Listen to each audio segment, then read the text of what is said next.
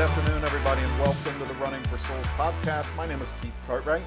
I am the host of this show, and I'm really glad to have you along listening in today, wherever it is that you're listening and whenever it is that you are listening in.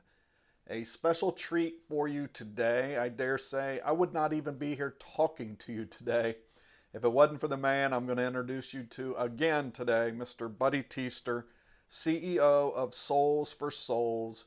Running for Souls is all about really taking my running journey and doing everything I can do with it to build support for the work that Soles4Souls does around the world and here in the United States. About a year and a half ago, I had a chance to sit down and interview Buddy Teaster for this podcast, and by the time I was done talking with him, I was in love with Soles4Souls. I would eventually plan and go on a trip to Honduras, which we talk a little bit about here. And really, I've just come to embrace and do everything I can do to support the work that Soles4Souls does around the world. I will post a link to the original conversation that Buddy and I had, which went a little more in depth to the work that Soles4Souls does.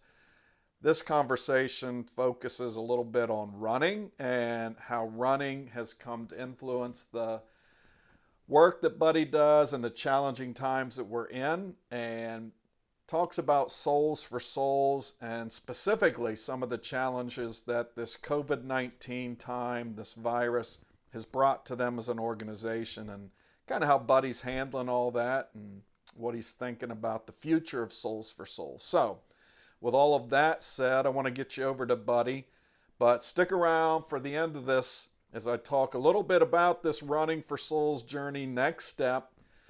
Got a big summer, maybe some possibilities for you all to help me out, help Soles4Souls out, and have a little fun this summer as I'll save that for the end of this conversation. But first, let me turn this over to me and Buddy Teaster. This is a special pleasure for me, really. I talked with Buddy Teaster, I guess it's been almost a year and a half ago now. Yeah.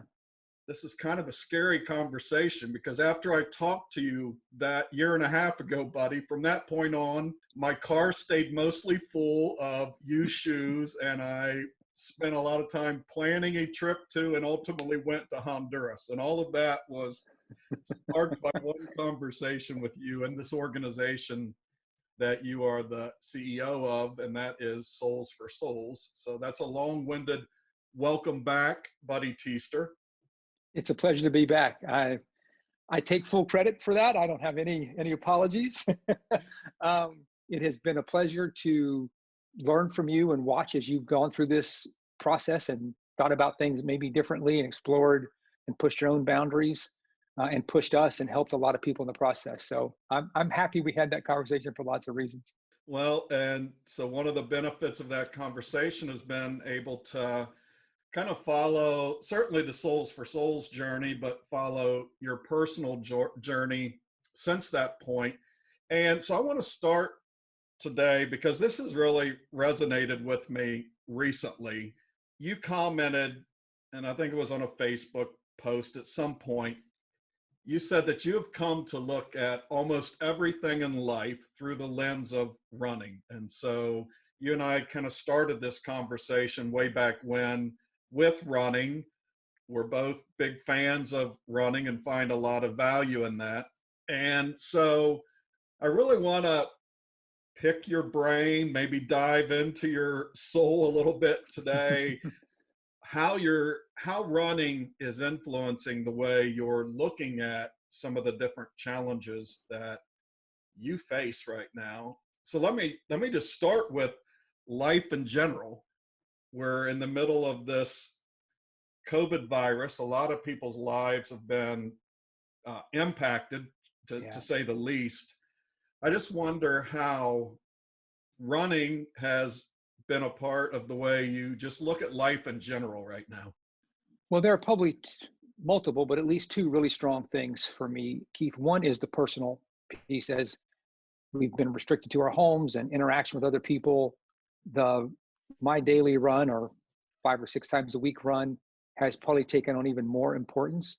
There has been so many times this spring, there have been these moments that have just felt like I've been totally whipsawed, where there's all this heaviness of what's going on with COVID-19 and how it's affecting people, those that we serve in the US, around the world, and inside Soles4Souls on our team and our board.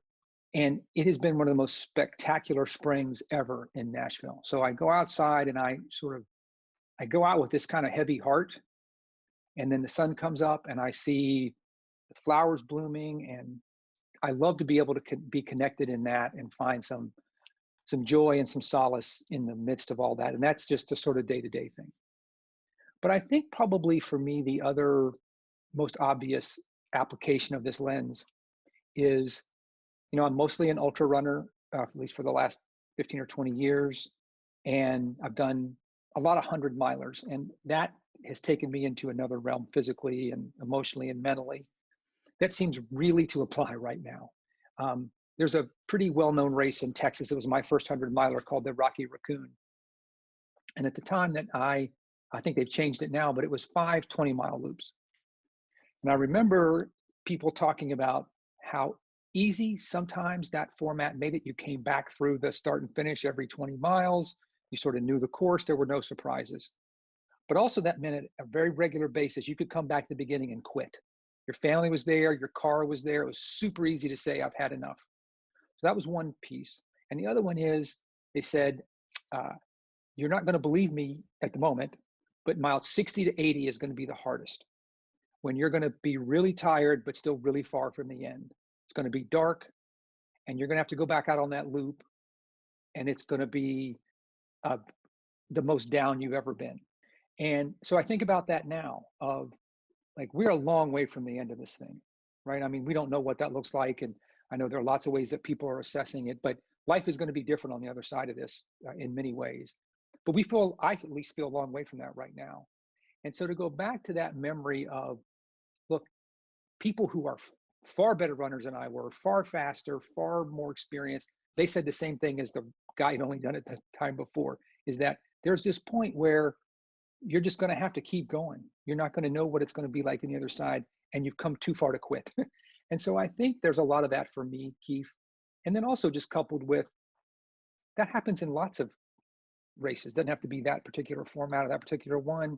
You're out there a long time, and it seems it's a great time to ask your questions. Why am I doing this? What's the point? Who cares? What does it matter? I'm dumb. I paid money for this. You sort of say all these crazy things. And for me, the only thing to do is keep going. To listen to those voices is just, it's never been to my benefit when I've done that. And that's really important to remember right now, because there are so many bad things that are happening. And thank God there are a lot of great things that are happening. People are coming together. And I think all that for me happens in running too. You're out there, it's the middle of the night, you want to quit, and you come into an aid station, and here's this poor, miserable volunteer, cold, tired, and they give you a grilled cheese sandwich or a cup of chicken noodle soup. And the genuine concern and love in that moment, like, I don't even know these people and they don't know me, but something magic happens. And I'm feeling that a lot right now too. It's interesting. I just shared my most recent podcast interview today, and I interviewed Greg Armstrong, who won the Vol State 500 last summer. He ran across the state there in like 3 days and 14 hours, set a race record, and he did it wearing Teva sandals. So the guys, but he said something really interesting. He said that when it comes to ultra running, quitting can actually become a drug. He said it's like the morphine that once you do it, it's that thing that can take all the pain away immediately. And when you do that, when you're talking about having to get back out there and do some of those loops, and that's hard, and what he was talking about resonated with me, because I've had a couple of really long races and got to that point and I quit, and indeed in the moment all the pain just goes away. And that's a tough thing to forget the next time you're in that spot. And that's why Greg talked a lot about how, it's good, and I think that's what you're saying, when you can keep going and you can keep going, you start to accumulate sort of this bank of Yeah. another drug, telling myself I can keep going. I'm curious from a leadership standpoint. So you've got this team of people right now, and I think folks forget that sometimes, that we've got a lot of nonprofits out there Yeah. that are part of this business community. You've got a lot of folks who are working from home. I'm sure you've got a lot of folks like me and other folks that, we feel good about the job right now, but we start to look around and wonder, Yeah. well, how safe is all of this? How are you handling all of that? How has sort of this running prepared you for this role you have in leading other people through a difficult time right now? So, Keith, I think for me a little bit on this one, I'm not sure that running is the most relevant experience for me and for Soles4Souls. When I came to Soles4Souls in 2012, one of the things that we did to get things back on track was to figure out what our values were. And that didn't happen overnight, but in the first 6, 9 months, we sort of figured that out. And we've grown a lot. We've gotten stronger. We've done a lot of work to kind of build up the stories around those values and what they mean and how they get acted on. And we talk about them all the time. I mean, this isn't like something that we did and forgot about it now have suddenly rediscovered. But what has become, I think, even more evident when the chips are down like they are now, when our future is, I mean, we've done a lot of stuff to prepare, but it's not certain. We don't know what people are going to do with used shoes and clothes and what retailers and retail is going to look like. So there's a lot of uncertainty. And to come back to our 4 values of being transparent, entrepreneurial, accountable, and make sure that the work is meaningful, TEAM, I think more than anything else that has stood us in good stead. Starting with transparency, when this whole thing happened, and now every week, at least once, I, along with other folks on the executive team, we sort of lay out like, here's where we are from a financial perspective. Here's what we're trying to do in terms of keeping everybody here. Here are what some of the potential implications are. Here's some of the bad news, and here's some of the good news. And it's been interesting. We're 65 people in Nashville and Alabama and spread around. So we're a small team. We're not all together in the usual circumstances. We're certainly not all together now. And to hear all these other, our team say for their spouses or significant others, what's happening to them, where they're not hearing what's going on, where they're reading about stuff in the paper, right? Even their own companies aren't being transparent or even honest with them about what's happening. I feel really good that even if the times are going to get tougher than they are now, nobody's going to be surprised. And I think when there's a lot of uncertainty, that's probably one of the best things that we can help people eliminate from their lives. One of the things it just occurred to me the other day, and that's just because I've got my own little small sort of Soles4Souls connection. And then by taking the trip to Honduras, got to meet some of the people there and Raul and some of the partners there. Soles4Souls definitely has all of these connections here, but you also have partners around the world. How does that weigh on you? How do you navigate through that? A lot of the work of Soles4Souls is to help some of these moms and folks in developing countries run these and start these little small businesses that support their families. There's a lot, the Soles4Souls family is huge. How do you navigate that? And what does that do with you at night when you're going to sleep? And because I know your heart's in this, and that's why I've come to love Soles4Souls. I tell you what, Keith, we had something happen yesterday that probably speaks volumes to our team, about our team more than anything else. So we're doing all we can to generate cash. Like, that's the name of the game. And so what expenses can we cut? What can we move in terms of shoes and clothes in other markets? And so, we look like a lot of other businesses right now, I would imagine. And a lot of our partners are under really severe lockdowns. And I'll come back to Honduras in a second. But sometimes they can't pay. Like, we have other partners who aren't as restricted and they can pay, right? They can buy the shoes. And so that generates cash for us. So there's always this tension, but right now it is really strong about taking care of ourselves and our organization. So we're going to be there for lots of people for years to come, and recognizing the short-term and medium-term pain that a lot of our partners are living in. And Robert Adams G, he's our CFO, he texted me over the weekend and said, we should just send money to these people, our partners. Like, they can't buy shoes. Even if they had shoes, there's nobody who can buy them in the markets. We should just help. When your CFO comes to you and says, we should just be giving money to people, you know that you have an incredible amount of alignment. And that's exactly how I feel. So that's one piece. The second one is, okay, what can we do? So we do a lot of work in Haiti, and our partner there, he runs a school among other things, and the school's closed, but he's still trying to feed these kids every day. And often for many of them, it's their only meal. So if the school's closed, it's bad. And their fundraising is down probably 80, 85%. So they have much less money. And so talking to Sam, he said, if you can get me shoes into Haiti, I think I can still sell them and at least generate enough to feed the kids. So that's what we're doing. Like, we move some stuff around. Let's not do this. Let's stop working on that, and let's bring all this stuff together and get it to Sam. So that's one example of how we can use what we have. But at the same time, Keith, there are places where our help is really limited. You mentioned Raul. He was in the U.S. when the restrictions back into Honduras went into place. So he's been stuck in Nicaragua for a month. He's not with his team, his community. It is killing him. And even if he were there and we had shoes, I mean, like, it's a military crackdown. People aren't walking around the streets. And so the businesses that Raul and we support together, like, people are starting to go hungry. There was a story that one of our folks shared with us early on, like, the father and son were going out into the woods to hunt iguana because they were already out of food. That was 10 days into this thing. So, like, we can't solve that problem, right? We can't get, other than try to get them food, and we're going to get Raul and his organization some money. How do you, I mean, look, it's hard. These people are under, in the best of circumstances, things are tough.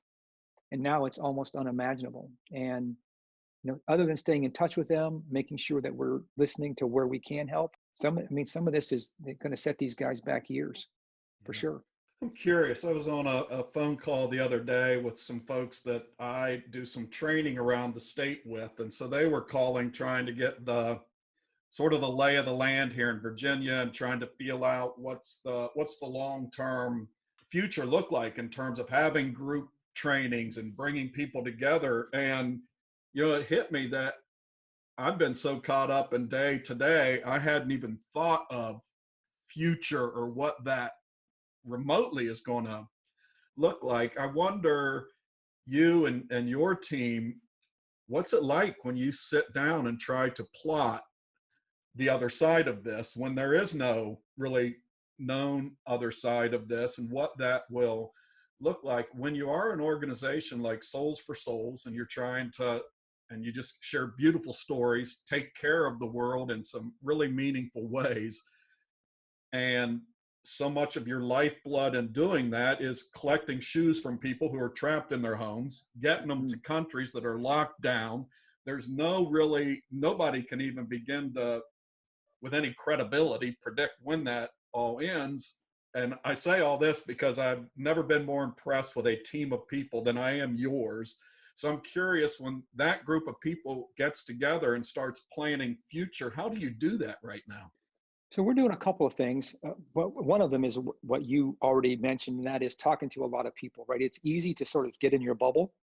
And we have the benefit of a fantastic board who are in different industries. We had a board call last week, and we have people in the retail industry who have laid off 15,000 people and closed all their stores. We have somebody else who's in the retail business, but they're an essential service, and they're trying to hire 50,000 people by the end of the month, right? So one thing that's been very helpful is to calibrate and recognize there are some people who are crazy busy, and this is from a business perspective, like an amazing opportunity for them, and they're serving a lot of people. There are some, like, it's never going to be the same. We have a guy on our board who's in the cruise ship industry. That's probably, you have to bet that's one of the most transformed coming out of this. So it's helpful to get all these perspectives: business, community, partnerships, and globally. So that's one thing that keeps us grounded. The second thing that we're doing is lots of scenarios. So what if things are down 10%, 20%, 30%? And if we want to maintain our financial health and at least break even, what are we going to have to not do in light of that? We're going through it right now. That is a hellishly hard exercise, but it does clarify priorities. Like, our goal right now is how do we keep everybody employed? So we set that as a priority. You don't have to have that, right? Other people have made other ones, but we've said we're setting that as a top goal. So we're willing to make sacrifices in other areas. And then I think the third thing is not to plan too far ahead. We're saying for ourselves, we set quarterly goals, and we usually have 5 or 6 things that we're trying to do. We have one goal around how much cash we need to generate by the end of June. And so we've got everybody really focused on that. So I think it's staying connected with a lot of different kind of people. It's not getting too far ahead or too wedded to any set of assumptions. And the third thing is to be as simple and clear and down to the basic few as possible, so that 3 months from now, we may know more, and then we'll be ready to take advantage of that. Is there any part of you, buddy, that looks at this and sees some of what's going on around us? At least, I see an increase of this giving spirit, this sort of love your neighbor thing is amplified in this. These crises tend to bring out the best in people, and this is probably one of the bigger ones in my lifetime for sure.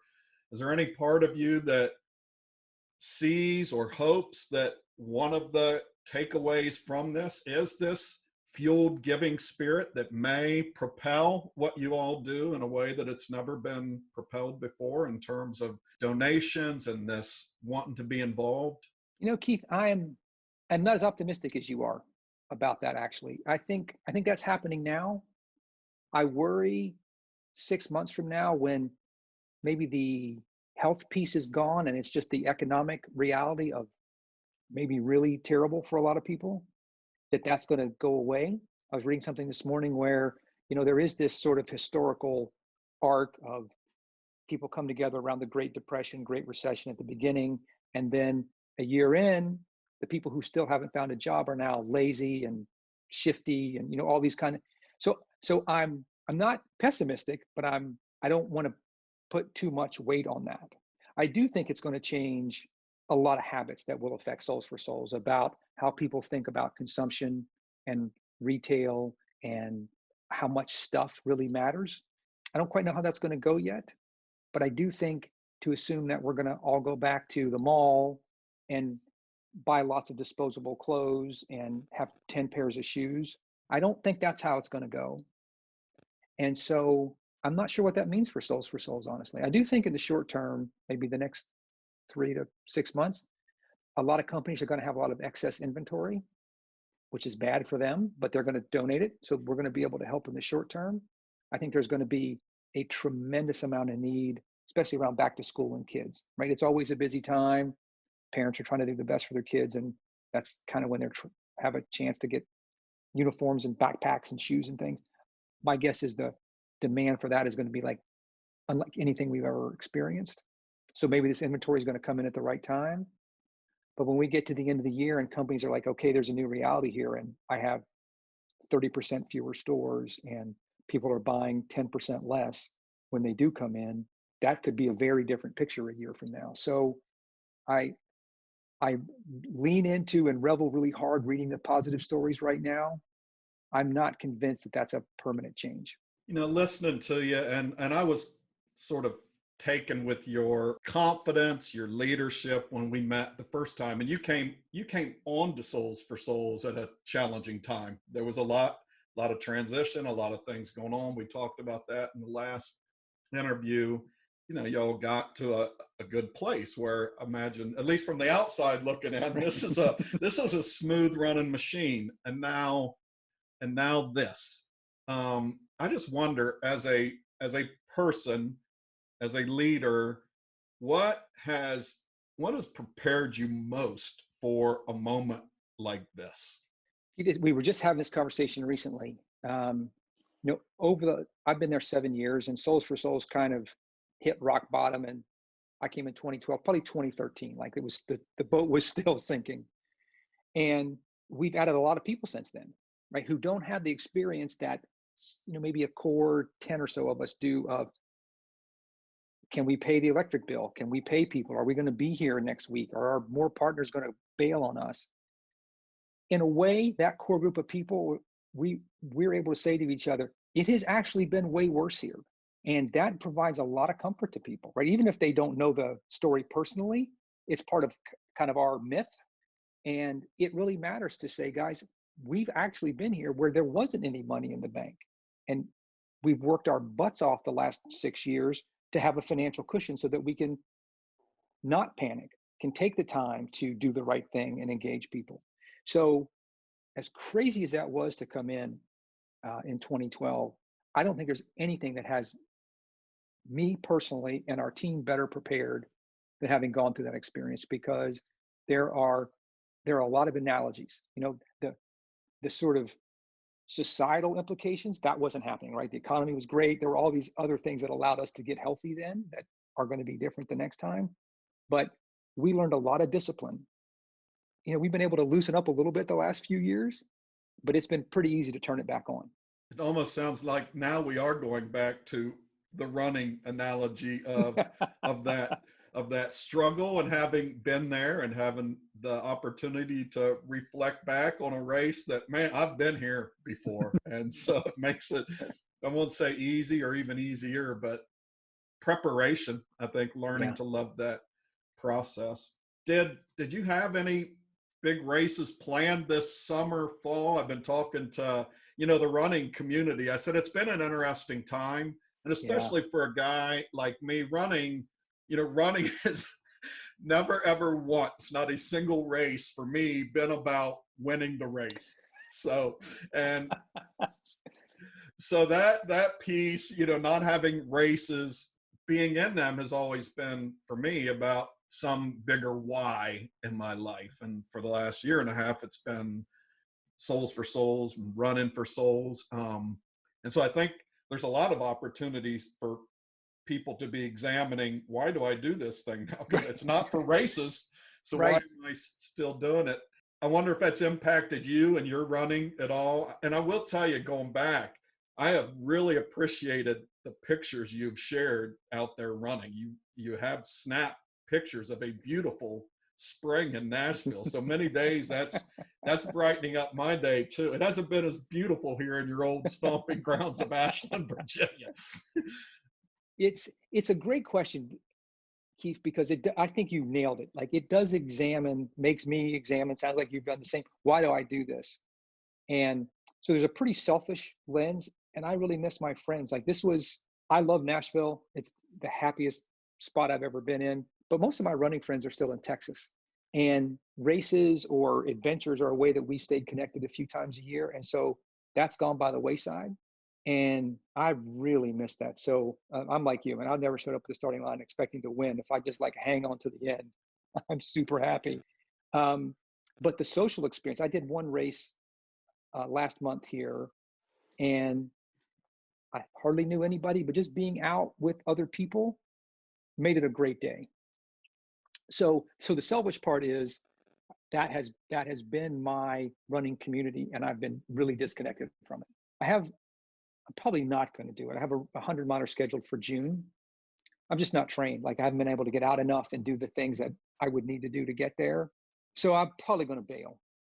It's in Wyoming, which is a place I've been through, but this was going to be out in just the middle of this beautiful spot. So I'm pretty sad about that. But this weekend, again, that sort of running community from Texas, we are doing one of these virtual things together. We're going to run starting at 4 a.m. We're going to run 5 miles every 4 hours. And we're going to do that for 24 hours.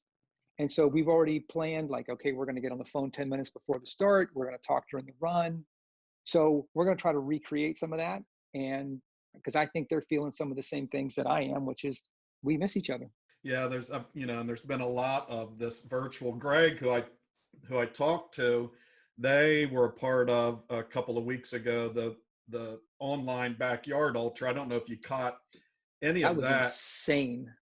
And Greg ended up in the final 4. So he was 43 hours in when, wow. And it was interesting because I was, there were no other sports on Right. TV, so I was sitting just glued to watching this panel of elite runners, and I was watching a lot of Greg there, and he was staying strong, but it was at hour 43, and he said I was starting to feel it, and by this time they had it down where all four of them were on the screen like you and I are here, Right. and he said he before he climbed on that treadmill, he looked at those other three guys, and they all just looked so strong, and they were finishing 5 minutes before him, and he said just in that moment.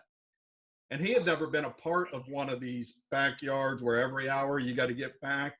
And he said, as many mantras as he gave himself, he said he was just completely unprepared for that Yeah. that piece of it.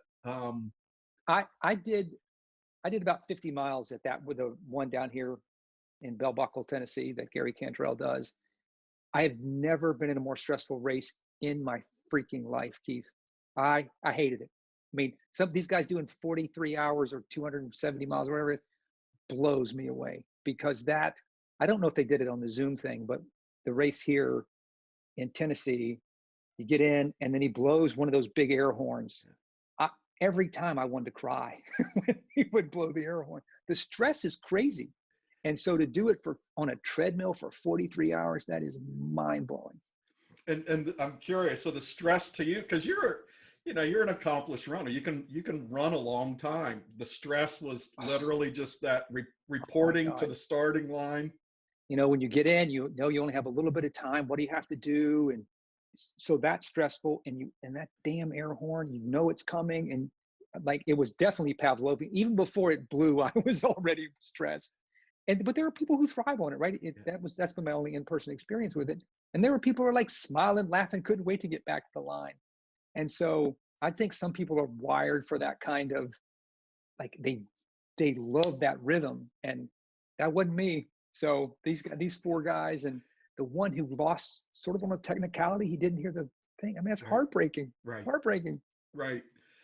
Well, and that's what I said. That format for me it would be a nightmare, because I have a hard time getting myself ready for that starting line. Once I'm going, I'm okay. But to have that starting line come, and then watching Greg, he'd get, like you said, you get 15 minutes break. He was cracking out his 4 miles in about 45 minutes.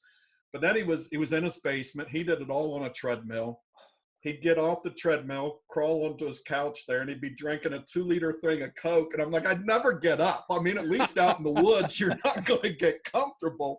But to be and then to be 40 some hours in, then you're that close to your bed. It's just such a mental game for those guys. Yeah, they got 63 hours in, I think. So that's incredible to me.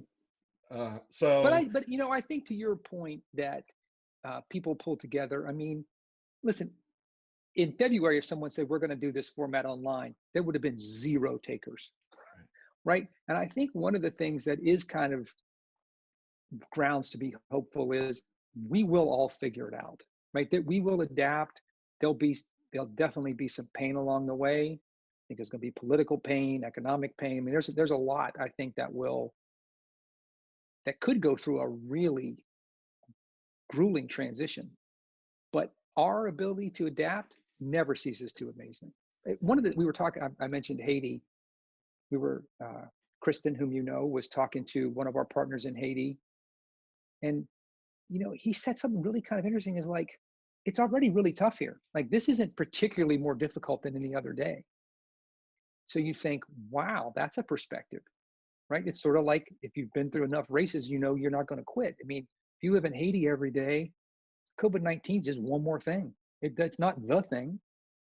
And so that ability to adapt to a new reality and suddenly, like, that's the way it is mind-blowing.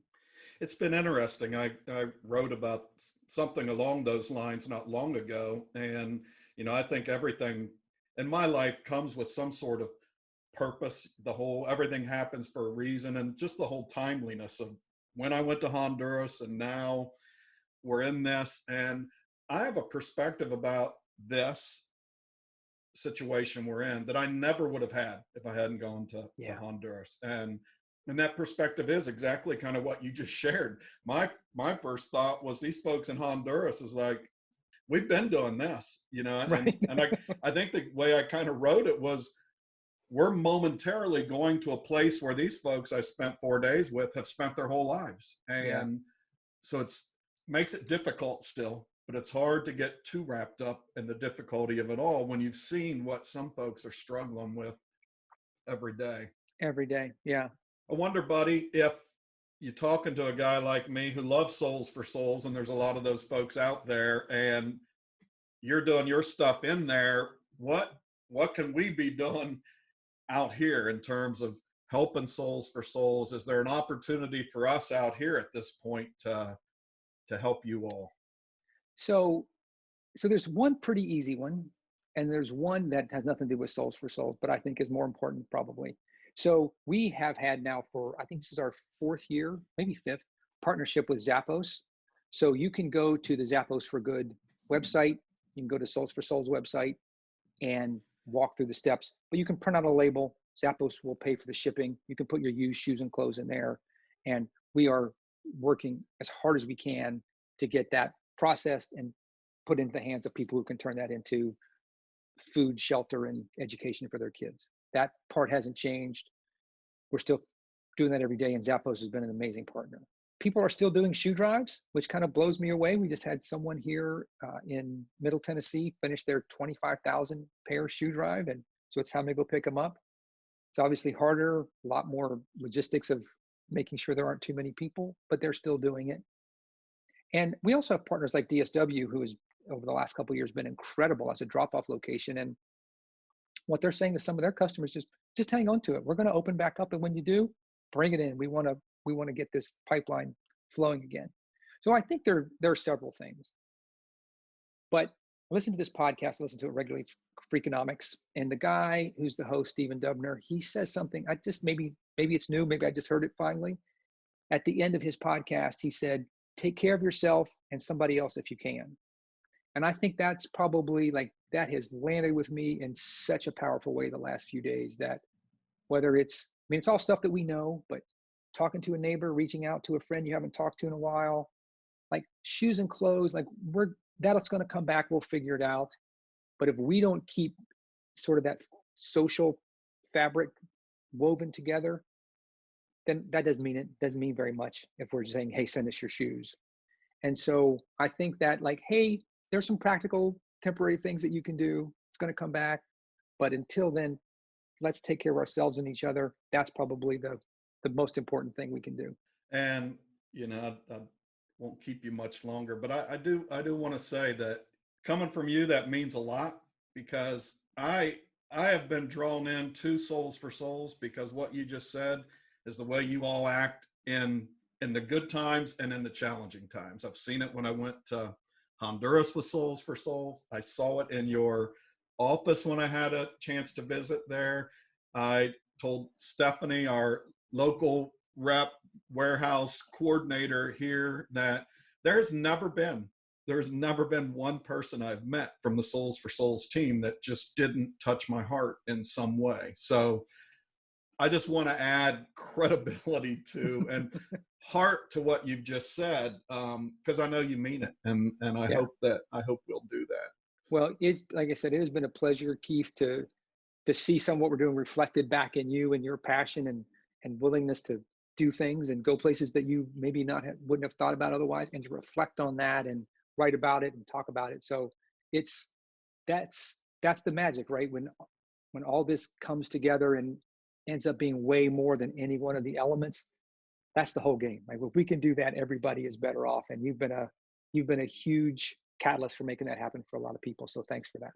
Well, I appreciate it. And to me, it ends on a running analogy. I mean, when I took the first steps in my first race of running, I could have had no idea this is where this race would be. And here we are several races later, and this is absolutely I'd never be talking to you if it hadn't been for running. So, there's one of the good things, and I don't know if you've noticed this, but just running around and walking around Ashland here, and you know very well, Ashland's kind of a small place, so it's kind of hard to go unnoticed in Ashland. But I'm seeing people out running and walking and exercising that I've never seen out before. So, you know, maybe some folks will discover this whole love of running and take a couple of steps and see where that journey goes. Well, I hope that's true. That would be a good thing on so many levels. Well, buddy, hey, I know you're tackling a lot right now, so I'm beyond grateful that you gave me this time this afternoon, and wish you well, buddy.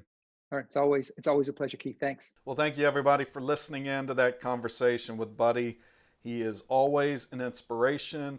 I appreciate his leadership for a great organization doing wonderful things around the world. Like I said, I got to see firsthand the work they are doing to give hope to some lives in places like Honduras to folks who might not otherwise have it. And the beauty of it is using shoes that we no longer need or want, clothes we no longer wear or will wear, keeping them out of our landfills, putting them into the hands of really moms around the world just wanting to take care of their kids just like I want to take care of mine. So it's a great way to partner with an organization doing good things around the world. And so that, Buddy Teaster, my original conversation with him gave birth to Running for Souls. It's just this way to use this running platform that I have to bring awareness to the work they do and generate support for them. So this summer I am taking part in the virtual great race across Tennessee, 1,000K, about 620 miles, I guess. And hey, if you get there and decide you want to turn around and race back the other way home across the state, you can make it a 2,000K race. You have from May 1st until August 31st to complete your race. So I have signed up for the virtual Great Race across Tennessee. Running for Souls, going to be running across Tennessee. But I want you to go to the Running for Souls website, running number 4, SOLES, runningforsouls.com, and check out how you can get involved. One of the ways you can get involved is donate. There'll be a donation link there. And here's my challenge. If you all can beat me, if you can donate $1,000 before I can finish 1,000K crossing the state of Tennessee, I will commit to turning around and running back. There's a race on the way back across Tennessee, virtual race. If you all can raise $1,000 for Soles4Souls, going to the link on the Running for Souls website, before I get across Tennessee, finish my 1,000K, I'll commit to turn around and come back all before August 31st. So that would end up being about 1,200 miles in 4 months, which is way, way, way more miles than I've ever done in 4 months. But that's what Running for Souls is all about. I've seen these folks in Honduras. I see how hard they work to support each other, to raise each other up out of poverty. And I say it all the time, Buddy has taught me poverty has a finish line, and I think it's all of us coming together, supporting work like Soles4Souls is doing in these countries around the world. So here's a chance for you to partner with me in the virtual Great Race across the state of Tennessee. Go to the website, runningforsouls.com. You can also get a link to the Facebook page. I'll be blogging about this trip, videoing about this trip. It'll be a lot of fun next 4 months virtually traversing the state of Tennessee. So anyhow, thank you for listening in to my conversation with Buddy Teaster. And until next time, you all run hard and have a great